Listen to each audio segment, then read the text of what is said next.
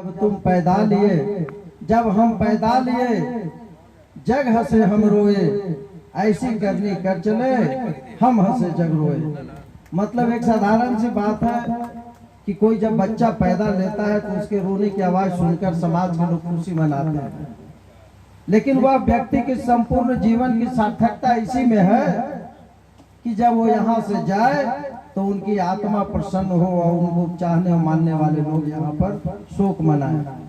निश्चित रूप से कबीर की पंक्तियों के साथ संपूर्ण जीवन में यदि किसी ने उतारने का काम किया तो केदार बाबू रहे।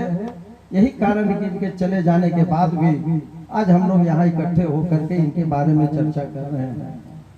और आज के अवसर पर तो मैं केदार बाबू के प्रति श्रद्धांजलि अर्पित करते हुए उनके प्रति आभार व्यक्त करता हूँ कि आपने जो हजारों साल से जो समाज में रूढ़िवादी व्यवस्था चली आ रही थी उस पर न सिर्फ चोट किया बल्कि आपने आने वाले पीढ़ी को संदेश भी देकर गए कि जब मैं जाऊं तो पुराने विधि नहीं बल्कि जो वैज्ञानिक विधि है उसके विधि के अंतर्गत हमारे लिए तुम श्रद्धांजलि सभा करना। और मैं ये बता दूं कि कैसे कैसे जब इस देश में बौद्धिज्म आया और बुद्ध को कैसे कैसे यहाँ के लोगों ने जो मनुवादी व्यवस्था के मानने वाले, ब्राह्मणवादी व्यवस्था के मानने वाले, कैसे कैसे इसको समाप्त किया। एक बैग समाप्त नहीं किया कि अब ये चिक कर रहा है इसको इग्नोर कर दो, बल्कि धीरे धीरे मन को बदलने का काम किया। बुद्ध के समय होता था कि जब कोई मरता था तो जब श्मशान घाट ले जाया जाता था तो रास्ते भर बोला जाता था कि जीना मरना सत्य है। लोग कहते थे जीना मरना सत्य है, तो सब कहते जाते थे कि जीना मरना सत्य, मतलब यही हकीकत है समाज में। इसको बदला, जीना मरना सत्य है की जगह पर राम राम सत्य है। और एक दिन पीपल के पेड़ के नीचे सबका मुंडन होता था और कोई बहुत भिक्षु आके जीवन और मृत्यु के रहस्य को बताता था, प्रवचन देता था। वहां तक तो ठीक रखा, पीपल का पेड़ आज भी बरकरार रखा, माथा भी मुंडन कराया, लेकिन जो जीवन और मृत्यु के जगह पर जो बहुत भिक्षु प्रवचन देते थे, रहस्य बताते थे, उसके जगह पर वह गरुड़ पुराण ले आया और ब्राह्मण वहां पर बहुत भिक्षु की जगह पर ब्राह्मण बैठ गया और गरुड़ पुराण सुना सुना करके मरने के बाद का काल्पनिक दृश्य दिखा करके ठगने का काम किया और उस पीपल के पेड़ पर हड्डी टांग दिया। वहां के यहाँ तो भूत रहता है, मतलब पीपल के पेड़ के पास भी नहीं पहुंचे। तो ऐसे ऐसे धीरे धीरे समाप्त किया और आज हम लोग उसके शिकार होते गए। लेकिन साथ ही एक चीज मैं जरूर कहूंगा कि जब जब देश की सत्ता निरंकुश हुई है तो आप ही के परिवार का कोई लड़का उस पर अंकुश लगाने का काम किया है। इस देश के इतिहास को उठाइए। मगध सम्राट, मगध का साम्राज्य दुनिया में सबसे बड़ा साम्राज्य था। उस साम्राज्य में एक नंद वंश का राज्य था जिसके उस समय के जो शासक थे बहुत बड़े निरंकुश थे, धनानंद।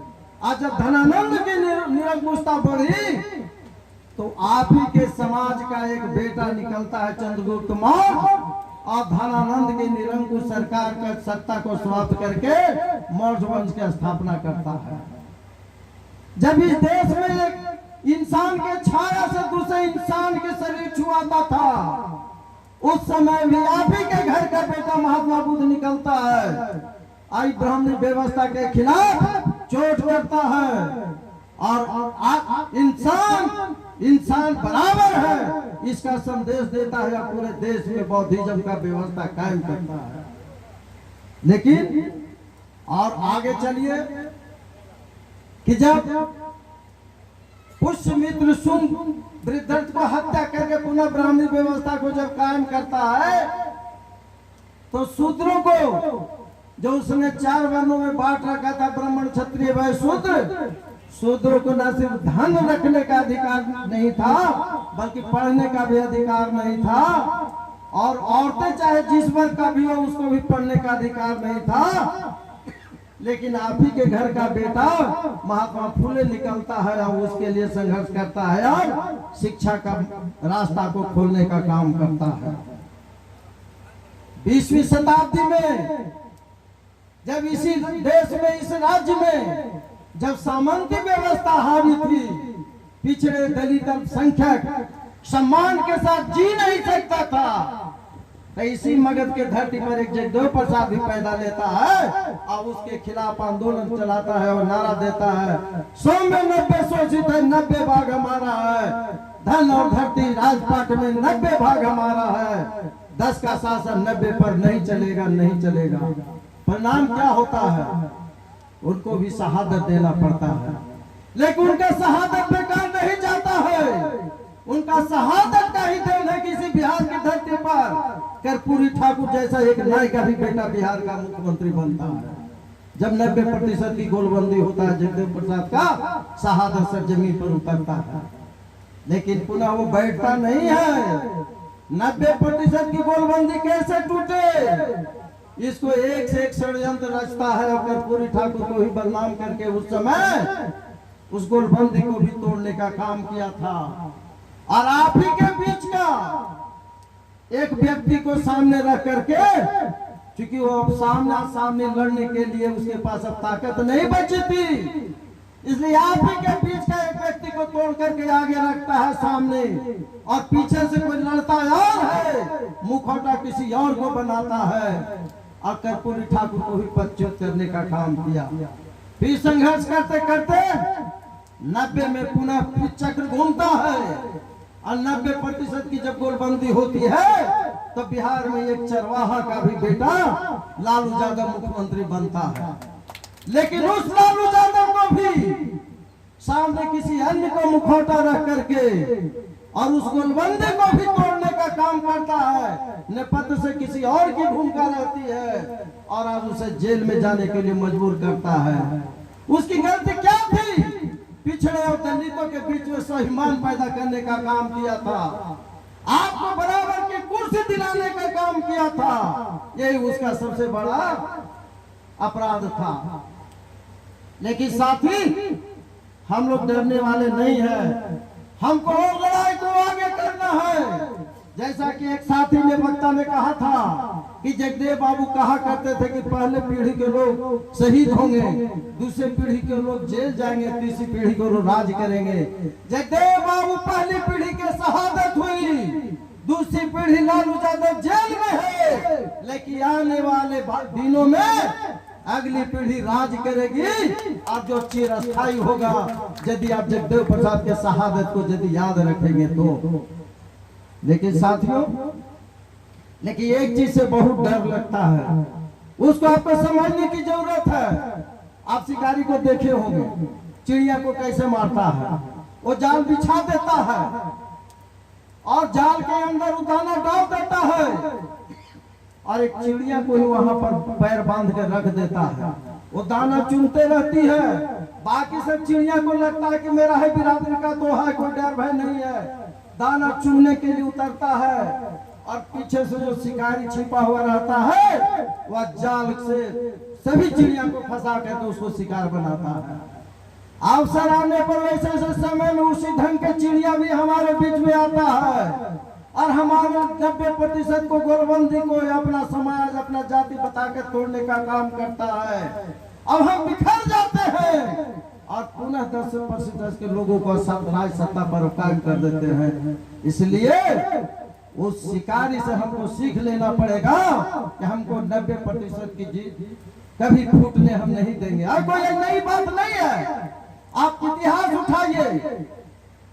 एक पहले विदेशी आक्रमण हुआ था, सबसे विदेशी आक्रमण जो इतिहासकारों ने तय किया है कि आज लोग थे।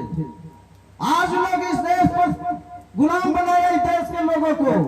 और आजो में एक इंद्र नाम का जो देवता अपने आप को कहता है, बड़ा आतंकवादी था, वो सबको गुलाम बनाता था, अपनी पूजा करवाता था, ब्रजवासियों को भी गुलाम बनाया था, वहां के भी लोग से अपना पूजा करवाता था। एक वाक्य है, मैं शास्त्रों का उदाहरण देता हूं, मैं अपनी ओर से मैं कुछ नहीं बोल रहा हूं। एक वाक्य है कि जसोदा मैया एक दिन इंद्र भगवान की पूजा करने के लिए पकवान बना रही थी। तभी कृष्ण जी कहीं से आए और पकवान उठाकर खाने लगे। जसोदा मैया कहती कि बेटा तुमने क्या कर दिया, इंद्र भगवान की पूजा करने के लिए मैं पकवान बना रही थी, तुम तो जूठन कर दिया। जानते हैं कृष्ण ने क्या जवाब दिया? कृष्ण ने कहा कि माता तुम किस इंद्र की बात करते हो जो हमें गुलाम बनाया है? अरे पूजा करना है तो गोवर्धन पर्वत की पूजा करो, जहाँ हमारी गाय दिन भर हरी घास चरती है और शाम को घर आकर मीठी मीठी दूध देती है। परिणाम क्या होता है? इंद्र पुनः ब्रज पर हमला करता है, लेकिन तब तक बलराम और कृष्ण जवान हो चुके थे। अब दोनों मिलकर उसी ब्रज की भूमि पर इंद्र को परास्त करते हैं। बलराम क्या है? बलराम के हाथ में क्या है? हल है। हल किस चीज का प्रतीक है? किसान का प्रतीक है, कुशवाहा का प्रतीक है। और कृष्ण गाय के पीछे पीछे चलते किस चीज का प्रतीक है? जादव का प्रतीक है। उस समय जब जादव कुशवाहा एक हुआ तब इंद्र परास्त हुआ। आज वही इंद्र का वंश दिल्ली से लेकर पटना तक शासन में कायम है। नेपथ्य से भूमिका हो रही है, सामने जिसका चेहरा रख ले। यदि उसको परास्त करना है तो बलराम और कृष्ण सहित उसके वंशजों को एक साथ होना होगा, तभी हम इंद्र के वंशज को प्राप्त कर सकते हैं, औरंगाबाद से लेकर दिल्ली तक। इसलिए आज के अवसर पर मैं ज्यादा आपका ये नहीं करना चाहता, लेकिन जिस ब्राह्मणवादी व्यवस्था की बात करते हैं, मैं आपसे एक प्रश्न पूछना चाहता हूँ। इस देश में कौन सी ऐसी जाति है जो भगवान को नहीं मानता? मैं एक किसी व्यक्ति के बारे में नहीं कहते, ये व्यक्ति कुछ लोग हैं जो कि भगवान को नहीं मानते, लेकिन कोई एक जात बताइए जो कौन ऐसा जात है जो भगवान को नहीं मानता है? कोई ऐसी जाति ब्राह्मण है? एक जात, वो जात है ब्राह्मण। ब्राह्मण भगवान को नहीं मानता, ब्राह्मण भगवान का व्यापार करता है, जिनको पार्जन का साधन बनाए हुए है। यदि वो भगवान को मानता तो हमें दान देने से ग्रह उतरता है, तो उसको दान देने से क्यों नहीं ग्रह चढ़ता है? वो आराम से सारा कुकर्म मंदिर में बैठ कर करता है, जो काम हमें केले में भी करने से डरते हैं कि हमें पाप लगेगा, नरक हम भोगेंगे, वह काम ठाट से मंदिर में बैठ कर भी करता है। वहां जो उसका विज्ञापन है, माथा पर लीलार पर चंदन विज्ञापन है, हमसे आपसे मनवाने के लिए, क्योंकि हम लोग सत्यनारायण भगवान की जय बोल बोल के इतना बड़ा माथा पटकाया है जमीन पर कि माथा की सोचने की शक्ति, तार्किक शक्ति समाप्त हो चुकी। जो वो कहता है दिन तो दिन, कहता है रात तो रात, और हम लोग तर्क के कसौटी पर नहीं कसते। अच्छा ये बताइए, जमीन पर क्या पैदा होता है? पेड़ पौधा होता है, वनस्पति पैदा होता है, अन्न पैदा होता है, आदमी भी पैदा होता है। लेकिन ब्राह्मण ऐसा है कि जमीन से सीता को भी पैदा कर देता है। हम लोग प्रश्न भी नहीं उठाते कि जमीन से कैसे पैदा लेगा। इसलिए हमें सोचने की शक्ति समाप्त कर दिया है। आज के अवसर पर, ऐसे अवसरों पर इन्हीं चीजों को गंभीरता से अकेले में जाकर विचार करना चाहिए कि क्या सही है, क्या गलत है। निश्चित रूप से इस पर विचार होगा तो हम आप सोचने की मजबूर होंगे, और आने वाली पीढ़ी, जो हमारी पहले की पीढ़ी जो ब्राह्मणवाद का शिकार होते रही है, उससे मुक्ति मिलेगी। साथियों, बाद में विजय बाबू आए हैं, धनंजय जी आए हैं, कई लोग बाद में आए हैं, लेकिन सभी के प्रति मैं आभार व्यक्त करता हूँ और अपनी बात को समाप्त करता हूँ इन शब्दों में कि हम देंगे तुझे विजय, हमें तुम बल दो। हम देंगे तुझे विजय, हमें तुम बल दो। दो शस्त्र और संकल्प टल दो।